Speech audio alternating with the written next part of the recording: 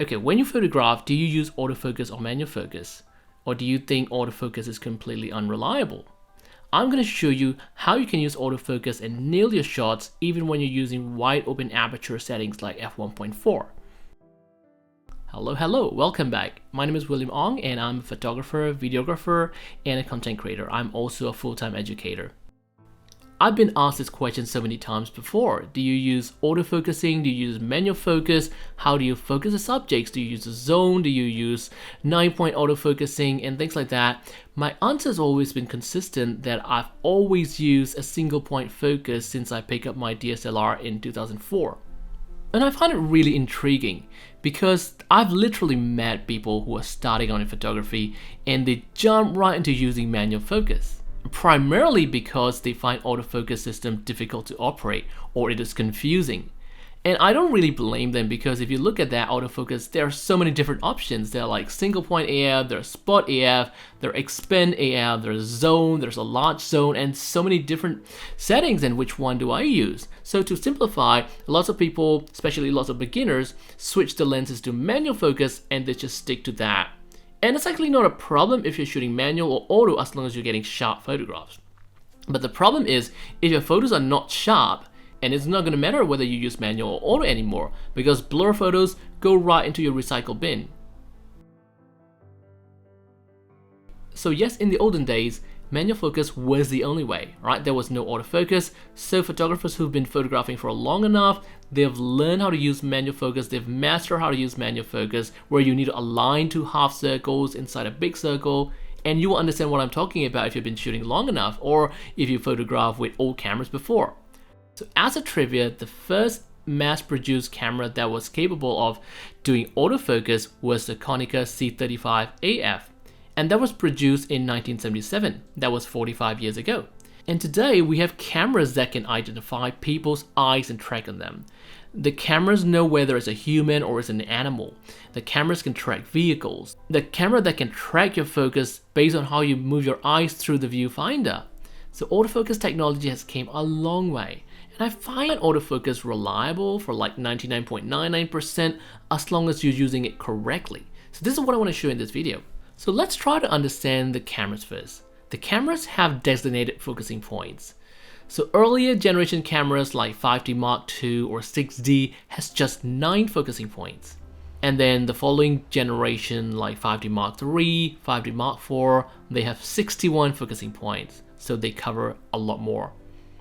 And the current generation of cameras like EOS R6, EOS R5, they have 1053 focusing points. That's practically everywhere in the frame.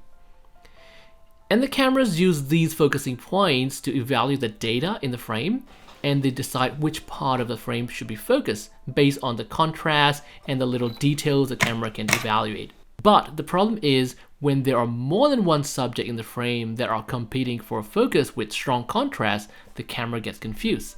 And this is why a lot of photographers will write off autofocusing as downright unreliable.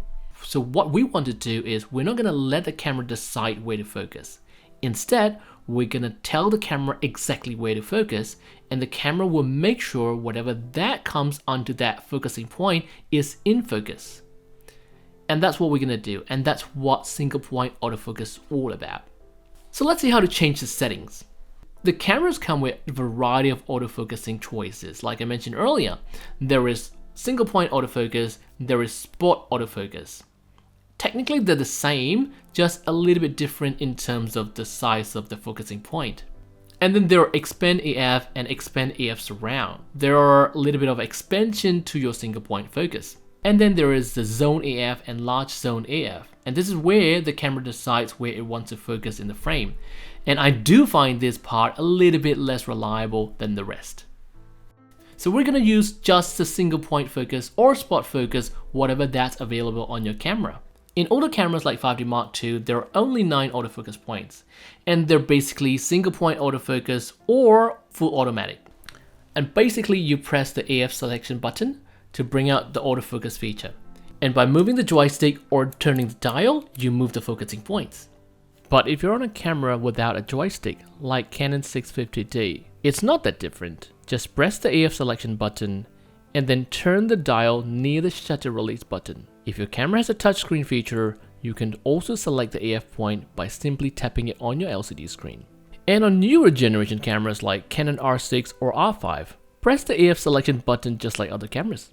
But now you can choose between different focusing modes. The AF tracking is a fantastic feature I really like, but it's not available on most other cameras, right? So if you're still using the 1-point AF, just select the function. And then you can use the joystick or the dials just like the 5D Mark II, but you can also use the touchscreen to tap on the LCD to select your AF anywhere in the frame. And what you want to do is basically position your selected AF point onto your subject, like their eyes, their face, and lock the focus on.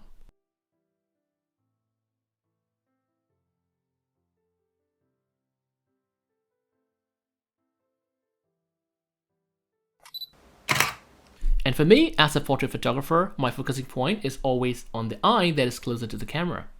And the thing is, you don't always have to keep looking at the frame like this.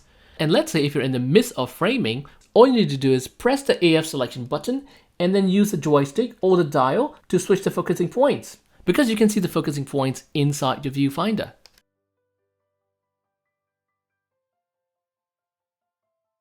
Alright, and here's another tip. And this is going to depend on the nature of the subject you photograph. So if you're photographing moving subjects like portraiture, weddings, events, you might want to consider using AI Servo mode. AI Servo is one of the focusing features that tracks your subject wherever it moves in the frame. Because the default one-shot or single-shot focusing mode, it usually just searches for the subject, it locks the focus on, and it's done with the job. So the problem is, if your subject moves, the subject can go out of focus, especially if it goes forward or backwards towards you. So that's what happens with the single shot focus. And actually it's not a problem if you're shooting things like landscape, products, food, the subjects that don't move around. Single shot is not a problem. I would say stick to single shot.